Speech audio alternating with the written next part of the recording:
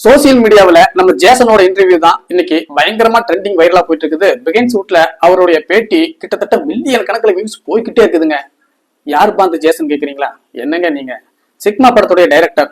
Sigma படமா? யாருப்பா அந்த டைரக்டர் கேக்குறீங்களா? உங்களுக்கு இப்படி சொன்னா புரியாது. நம்ம தமிழ்நாட்டு முதலமைச்சர் மாண்புமிகு திரு சி ஜோசப் விஜய் அவர்களுடைய வாரிசு. திரைப்படத்துல நம்பர் 1 உச்சத்துல இருந்த தளபதி விஜயோடைய வாரிசு. இப்ப புரிஞ்சுதுங்களா?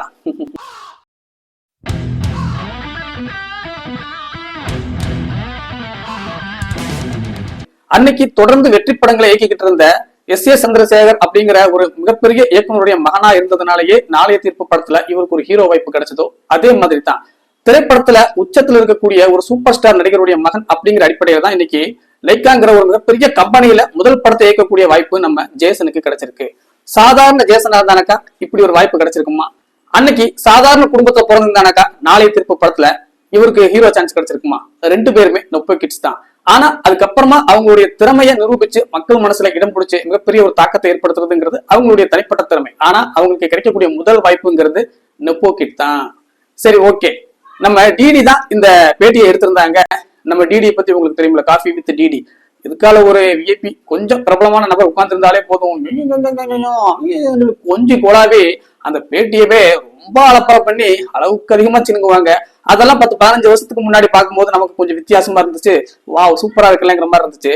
இப்பவும் டிடி அதே ஃபார்மேட்டை பின்பற்றதெல்லாம் பாக்குறதுக்கு கடுப்பாகுது. டிடி ஏன் இந்த சோசியல் மீடியாவில் ஒரு ஃபன்னியான ஒரு டைலாக் இப்போ ட்ரெண்டிங் ஆயிட்டு இருக்கு. அவன் சுடுதண்ணிலேயே சும்மா கை விடுவான், நீ கடத்தா சும்மாவா விடுவான் அப்படின்னு சொல்லிக்கிட்டு ஒரு டைலாக் ஓடிட்டு இருக்கு பாத்தீங்களா? அதே மாதிரிதான் டிடிக்கு முன்னாடி சும்மா சீரியல் ஆர்டிஸ்ட் கிடைச்சாலே அந்த அலப்பறை பண்ணுவாங்க. சிஎம்மோட பையனே கிடைச்சானாக்கா சும்மாவா விடுவாங்க. பேட்டி எடுக்கிறேங்கிற பேர்ல அவங்க கொடுத்த ஹைப்பு, அவங்க கொடுத்த அந்த வாய்ஜாலங்கள் எல்லாம் எப்பா. சரி, மேட்ருக்கு வருவோம். நம்ம தளபதி விஜய் நாளைய தீர்ப்பு படத்துல நடிச்சிட்டு இருக்கும் போது அந்த படம் சம்பந்தமா அன்னைக்கு ஒரு தனியார் தொலைக்காட்சிக்கு ஒரு பேட்டி கொடுத்திருப்பாரு.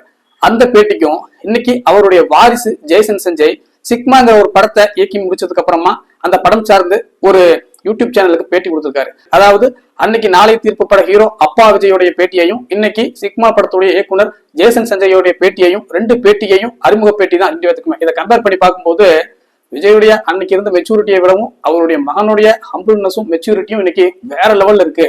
ஏன்னா அன்னைக்கு அந்த தனியார் தொலைக்காட்சியுடைய நெறியாளர் ஒரு கேள்வி கேட்பாங்க, இந்த நாளைய தீர்ப்பு படத்துல நீங்க எந்த சீனை ரொம்ப என்ஜாய் பண்ணி நடிச்சீங்க கேட்டிருக்கும் போது அவர் ஏதாச்சும் ஒரு டான்ஸ் சீனையோ இல்ல ஏதாச்சும் ஒரு சென்டிமெண்டலான சீனையோ இல்ல ஏதாவது ஒரு காமெடி சீனையோ சொல்லிட்டு போயிருக்கலாம். ஆனா அவர் நம்ம சொல்றது ஒரு கெத்து, இது எல்லாமே ரசிப்பாங்கிற அடிப்படையில இந்த படத்துல லவர் நினைச்சிட்டு அந்த பாத்ரூம்ல ஒரு ஓட்டை இருக்கும், அந்த வழியா கையை விட்டு லவரோட அம்மாவுக்கு, அதாவது மாமியாரோட முதுகுல ஒரு சோப்பு போடுற மாதிரி ஒரு சீன்ஸ் நடிச்சிருப்பேன், ரொம்ப என்ஜாய் பண்ணி நடிச்சேங்க, சூப்பர் சீனுங்க அப்படின்னு சொல்லிக்கிட்டு இந்த மாதிரி ஒரு சீனை கிரியேட் பண்ண இயக்குனர் எவ்வளவு காட்டு முக்கத்தனமா அந்த ஸ்கிரிப்ட் எழுதியிருப்பாருன்னு யோசிச்சு பாருங்க.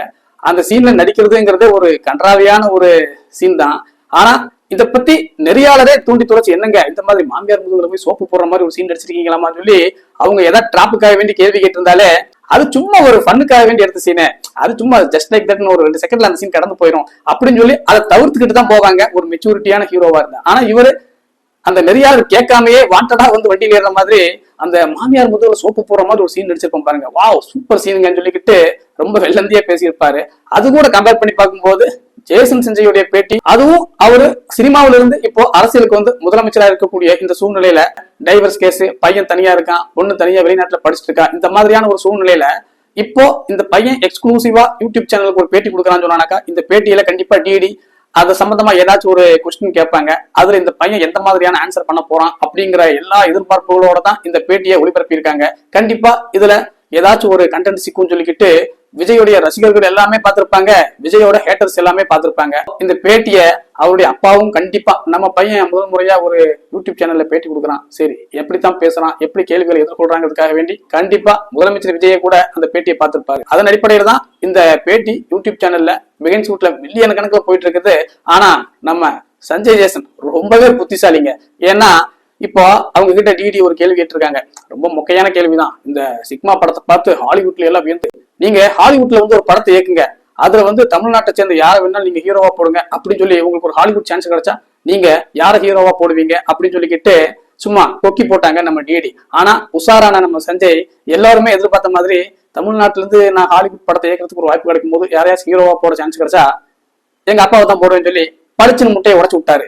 ஏன்னா இப்போ ஒருவேளை அவரு வேற ஏதாவது ஒரு நடிகரை சொல்லியிருந்தாரு வச்சுக்கோங்க, பாத்தீங்களா ஏன் அவங்க அப்பா தமிழ்நாட்டுல ஒரு சூப்பர் ஸ்டார் நடிகரா இருக்காரு, ஆனா பையன் ஹாலிவுட்ல பட வாய்ப்பு கிடைச்சானுக்கா அவங்க அப்பாவே போட மாட்டாராமா, வேற யாராச்சும் தான் போடுவாங்களாமா, இதுல இருந்தே தெரியல அப்பா மேல பையனுக்கு எவ்வளவு வெறுப்பு பாத்தீங்களா அப்படின்னு சொல்லி எதிரிகளுக்கு நல்ல வாய்க்கு அவள் கிடைச்சிடும். அதே மாதிரி இந்த மாதிரி ஒரு பதில சொன்னானக்கா விஜய் ஹேட்டர்ஸ் இருக்காங்க பாத்தீங்களா, அவங்க சோசியல் மீடியாவில் அதுவும் இந்த ரூட்டு வழியா பயணிக்கிறவங்க எல்லாமே அப்படியா அப்பாவை நீ ஹீரோவா போட மாட்டியா இருடி மாப்பிள்ளன்னு சொல்லிக்கிட்டு நம்மளுடைய சிக்மா படத்துடைய அந்த ஸ்கிரீன் வரும்போதே பயங்கரமான ஒரு ஆப்பு வைக்கிறதுக்கு ரெடி ஆயிடுவாங்க.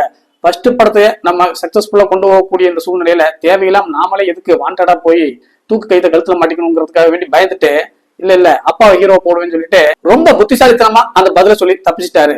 ஒருவேளை அந்த கேள்விக்கு வேற மாதிரி ஒரு பதில் சொல்லியிருந்தானாக்கா இந்த படம் தியேட்டருக்கு வரும்போது கண்டிப்பா ரூட்டை வச்சுக்கிட்டு பல வேலைகளை செஞ்சு பயங்கரமா அட்டாக் பண்ண ஆரம்பிப்பாங்க. அது ஜேசனுடைய முதல் படத்துக்கு மிக பிரகாசமான ஒரு எதிர்காலத்தை எதிர்பார்த்து முதல் காலடி வைக்கும் போது அது இடறதுக்கு உண்டான வாய்ப்பு அமைஞ்சிடும். அதனால ரொம்ப புத்திசாலித்தனமா அந்த கேள்வியை எதிர்கொண்டு அப்பாவை போட்டுருவேன்னு சொல்லிக்கிட்டு முடிச்சு விட்டாரு. இப்ப என்னடானா நம்ம விஜய் சப்போர்ட்டர்ஸ் இருக்காங்க பாத்தீங்களா, எல்லாருமே எப்படி சொல்லிட்டு இதுக்கு முன்னாடி சோசியல் மீடியாவில குடும்பத்துல அந்த டைவர்ஸ் கேஸ் அப்பாவுக்கும் பையனுக்கும் சண்டைங்கிற மாதிரி பிரச்சனைகள் எல்லாம் வச்சு பயங்கரமா வைரலா போயிட்டு இருக்குதோ, எதிரிகளோட வாய்களுக்கெல்லாம் அவள் கிடைச்சிட்டு இருக்குதோ, அதையெல்லாம் இந்த ஒரு ஆன்சரை வச்சுக்கிட்டு பட்டி டிங்கரிங் பண்றதுக்கு நல்ல ஒரு வாய்ப்பு கொடுத்துட்டாரு நம்ம ஜேசன் சஞ்சய். ஆகான்னு சொல்லிக்கிட்டு இப்போ விஜய் படம் வரும்போது எப்படி ஒரு கொண்டாட்டமான மனநிலைமை அவருடைய ரசிகர்கள் இருப்பாங்களோ, இப்போ இவருடைய பையனையும் நாம ப்ரமோஷன் பண்ண வேண்டியதாண்டா, ஏன்னா இவரு நிறைய எதிரிகளோட வாய்க்கு சீல் வைக்கிற மாதிரி ஒரு ஆன்சர் சொல்லிட்டாரு சொல்லிக்கிட்டு இவரையும் தலைக்கு மேல வச்சு கொண்டாடுவாங்க. அதுவே அவருக்கு ஒரு ஃப்ரீ ப்ரமோஷன் ஆயிரும். ஏன் ரூட்டு கூட இந்த விஷயத்துல இறங்கி இந்த படத்தை ஹிட் ஆக்குறதுக்கு உண்டான ஃபர்ஸ்ட் நாள் ஃபர்ஸ்ட் காட்சிக்கு எந்த மாதிரியான வேலைகள் எல்லாம் அவங்க வழக்கம் போல விஜய் படத்துக்கு செய்வாங்களோ அந்த மாதிரி வேலைகள் எல்லாமே இலவசமாகவே இவருடைய படத்துக்கு முதல் நாள் முதல் காட்சிக்கு ப்ரமோஷனுக்கு அப்பாவை போடுவேன் ஹீரோவா அப்படிங்கிற ஒத்த வார்த்தையில புத்திசாலித்தனமா ஒரு தெளிஞ்ச விவரமான ஒரு டைரக்டர், விவரமான ஒரு சினிமா ஆளு அப்படிங்கிறத நிரூபிச்சுட்டாரு நம்ம ஜேசன் சஞ்சய்.